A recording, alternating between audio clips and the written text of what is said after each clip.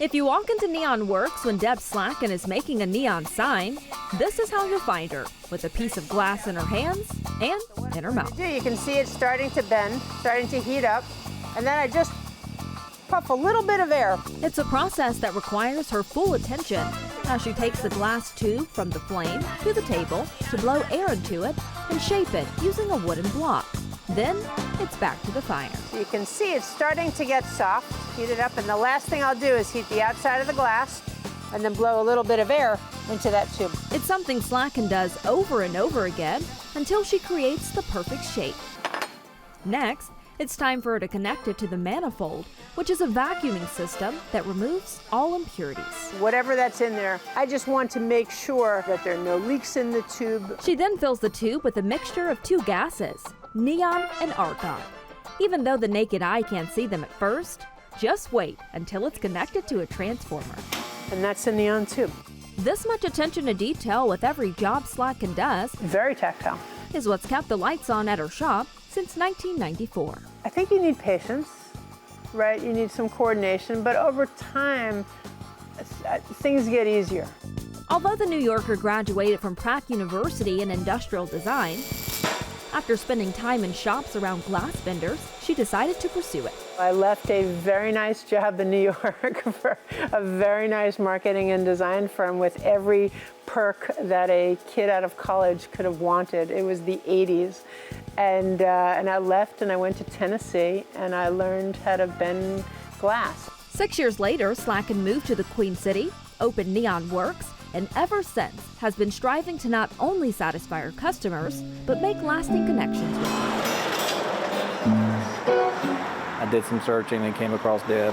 I sent her, emailed her some sketches and ideas, and she came up with a design, and we love the sign it's in our front window. Douglas Armstrong, owner of Midwood Guitar Studio, says the neon sign Slacken made him has been shining bright for 7 years. The music note, like in the Summer logo, Deb kind of came up with that. She had her creative part, and then we had kind of a starting point of our logo, and she kind of meshed it to make it work in that sign. Plaza Midwood isn't the only place you'll find Slacken's work. She's done signs for Favorito in South End, Pinky's West Side Grill, and a particular place in Uptown that's pretty hard to miss. That Radcliffe sign was done the early 2000s. And originally it was on the building.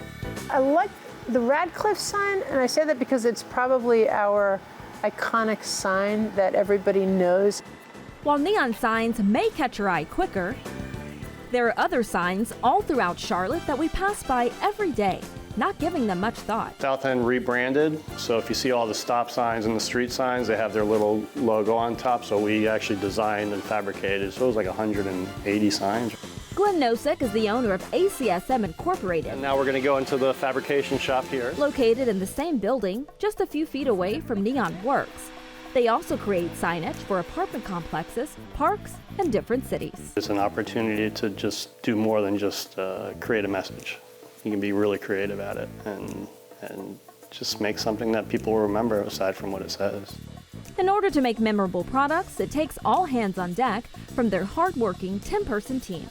The first step in the process is designing. We'll begin with pencil sketches. We might begin mocking things up really quickly in the computer, design-wise. From there, we go to this step. We build everything in our 3D modeling program in-house. And then from there, we can pull out shop drawings from that model. We'll do renderings for the client to look at so they know exactly what they're going to get when this project is built. If the customer has a small interior signage request, it's made here. Sometimes they just need elevator signs, signs pointing to the restroom, just really simple stuff that you might see passing by an apartment building. So here is a really good example of that, something that we designed here, and here you can see some raised text, some ADA Braille. If they have a large outdoor signage request, it's made here. Over here, and we have our spray booth. He's getting ready to start spraying some sign panels. Once we're done spraying, we come over here and we start our assembly process. Although Nosek and Slacken create masterpieces with their separate companies, when they collaborate, it's spectacular. The sign that we did for Earl's Landing, that was really nice. And they did this beautiful background. It was a wooden background, routed out, and I put neon on top of it.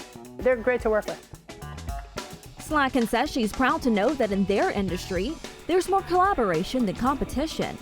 She keeps the same mindset when it comes to teaching her craft. Somewhere along the line, you will need help, right? And you'll be glad that another sign person will help you. Until the very end. So whether she's sharing her wisdom with rising glass vendors or someone with no experience like myself, All right, they're going into the fire. Slatkin says it's all worth it, as long as she can share a little bit of her passion for the bright lights with others.